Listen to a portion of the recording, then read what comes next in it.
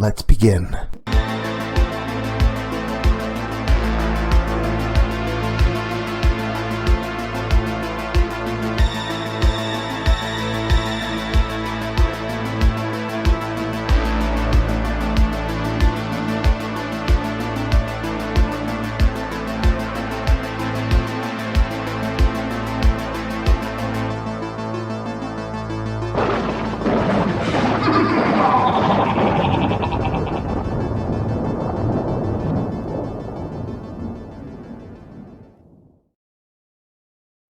Hey there, Scary Story fanatics. Welcome back to Cleaving Thought from Bone with your host, Sociopathic.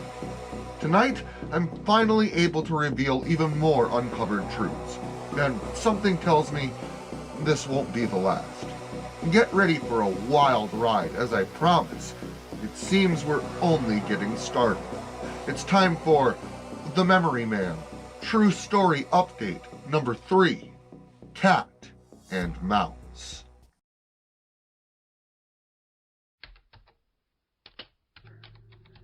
For those of you just tuning in now, my name is Sabian Lockhart, and I've been uncovering some truths regarding my past and posting them here. When I was little, I was nearly kidnapped, something that mostly went unregarded by me for some time. That is until I realized that maybe, by not telling my parents about such an experience, that I allowed this person to get away and possibly do the same to someone else.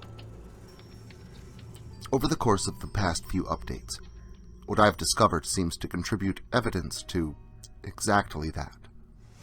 A friend of mine had an extremely familiar experience. I recently found out about multiple child abductions, disappearances, and homicides that have occurred in that region over the years, and even spoken to an old friend who happens to work for one of the local precincts, who gave me a wealth of information that, if not told by me by someone that I've known for years, would be too horrible and outlandish to regard as truth.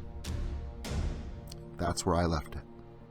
The police were still conducting an official investigation, and a few months back, after another child had been found, suffering an eerily familiar fate, fingers removed, eyes burned out.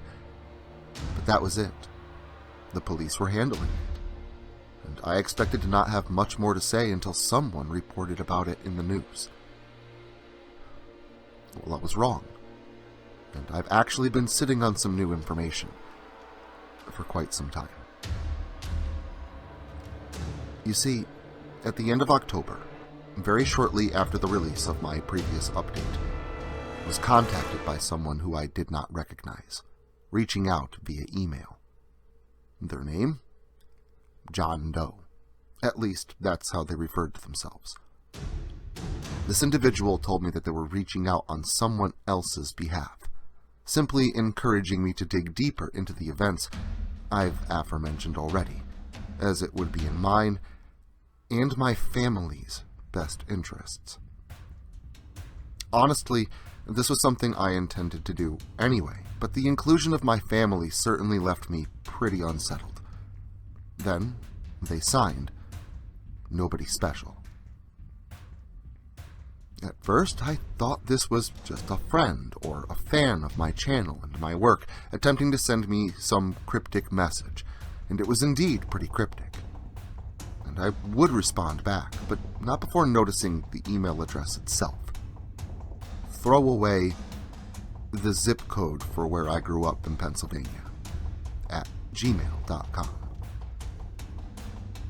If it was a joke, this person had certainly done their research. However, I replied anyway, not taking too much of this all that seriously, while still addressing these odd details. "Greetings, Mr. Doe. I'm curious to know as to who your interested party is, as I would like to tell him that at this time I have no problem creating more on said topic as more info comes my way. However, you mentioned mine and my family's best interests, which implies that you know who they are, or even where I live. Beyond that, I do get mail from interesting fans from time to time, so I implore you, if this message is indeed genuine, reply and explain a little further. I got a response back shortly thereafter. Hello again, Mr. Lockhart, and thank you for your response. Alas, I am afraid I can't divulge the party I represent at present. However, to address my statement in your and your family's best interest, yes, who you are is well known, both to myself and the party I represent. My apologies if it came across as a threat, as it was not intended to be. And to be transparent, no, my name is not John Doe.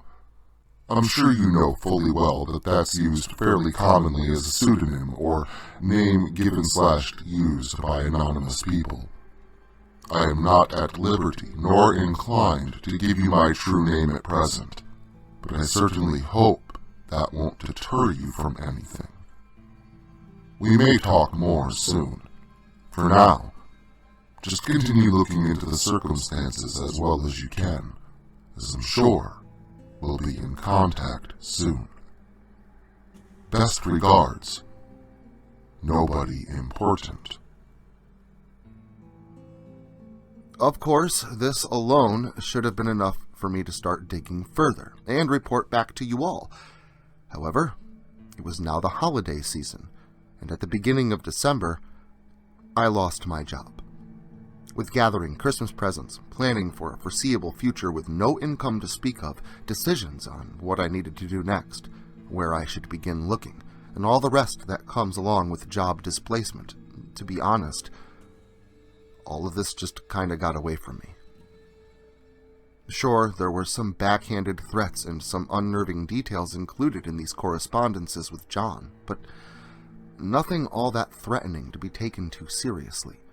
At least, that's how I saw it, especially in light of all that was currently happening to my life at the time. But all ugly things rear their heads, I suppose, because although I may have forgotten about him, Throwaway John certainly did not forget about me. A few weeks after Christmas, I received the following. Simply 3 hyperlinks and an exit greeting. You know what to do. The 3 hyperlinks included, I knew would contain nothing pleasant, and although I have much going on in my life at the moment, I had to know more. I clicked the first one, an article about how a boy had gone missing recently in the state of Florida, police having no leads. Also, a short article at that. Not much to that story, except only that the boy was 3 years old. Next article was a bit more descriptive. A young boy, a toddler, drowned in a pond near his home. Police ruled the incident as an accident, noting such a thing as a parent's worst fear. This occurred in Massachusetts, again, pretty recently. The last article, God, this one got to me. This one took place recently in another country, South America, I believe. A boy was found dead, strangled, and had his eyes gouged out. Again, this article was pretty short and spared much of the details, something I was happy for. But no doubt about it, a missing boy, a boy found floating in a pool of water, and another one found with his eyes gouged out.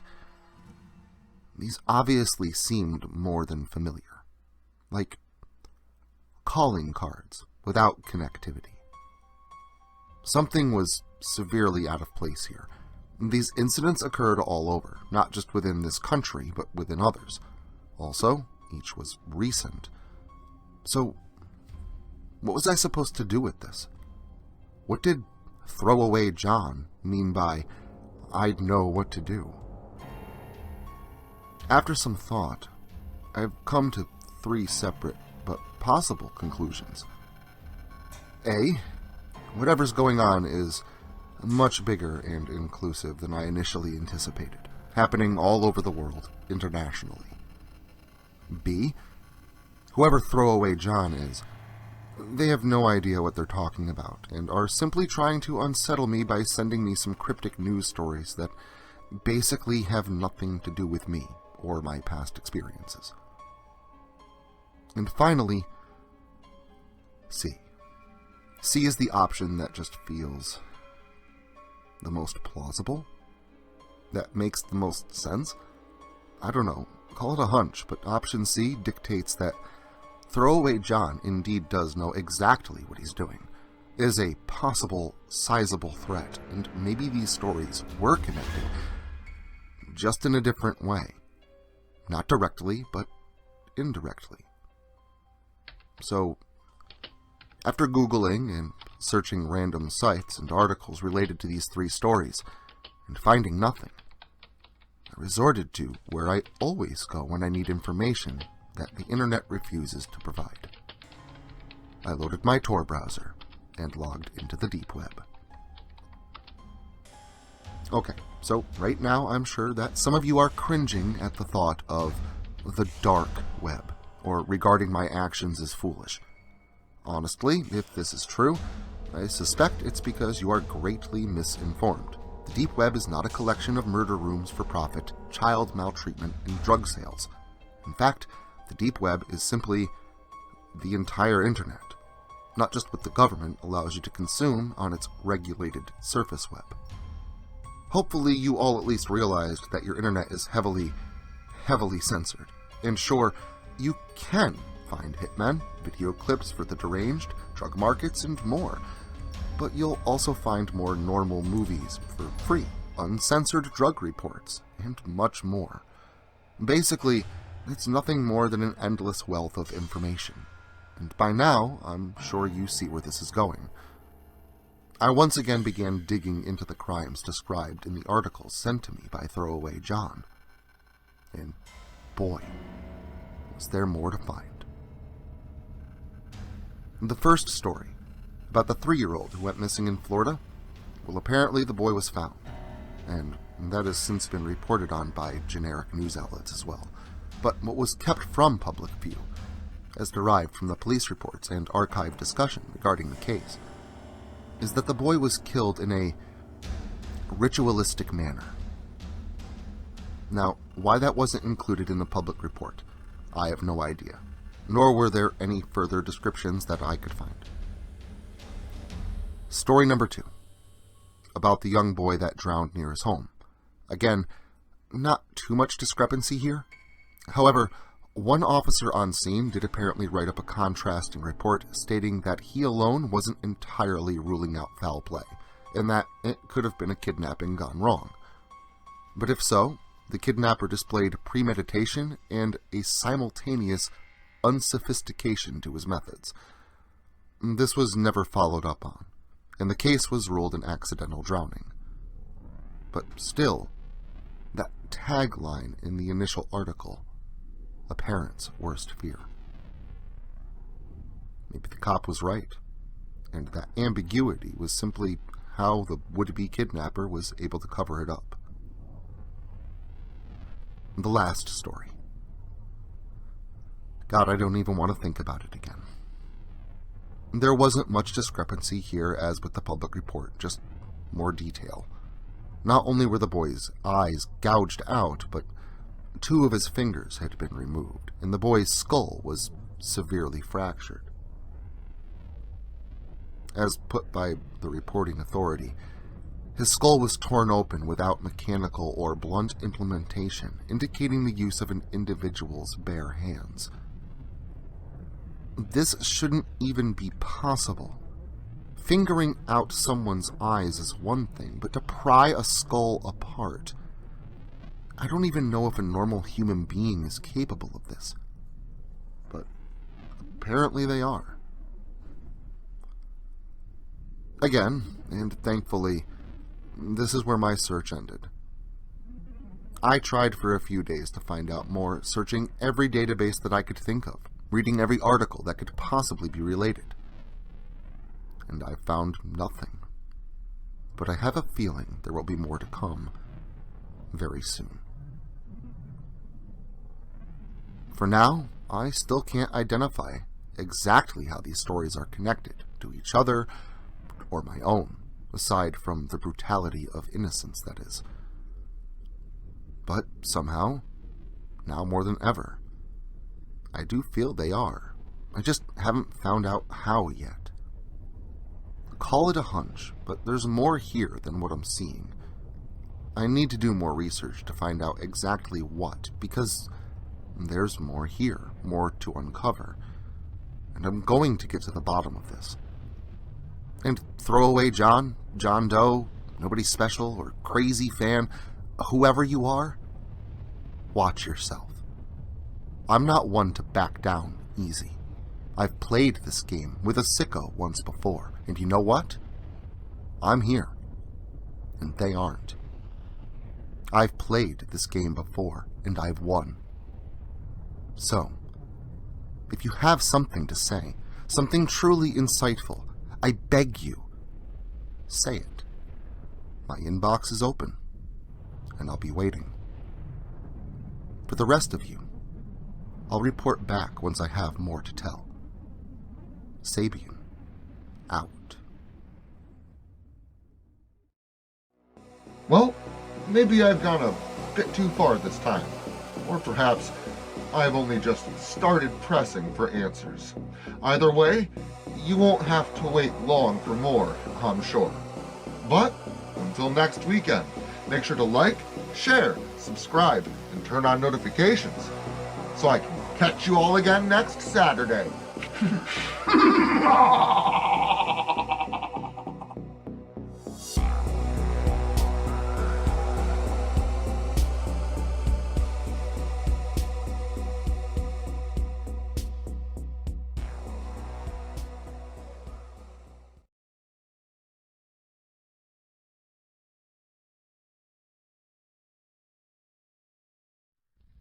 Social media can be very unpredictable, especially regarding horror content.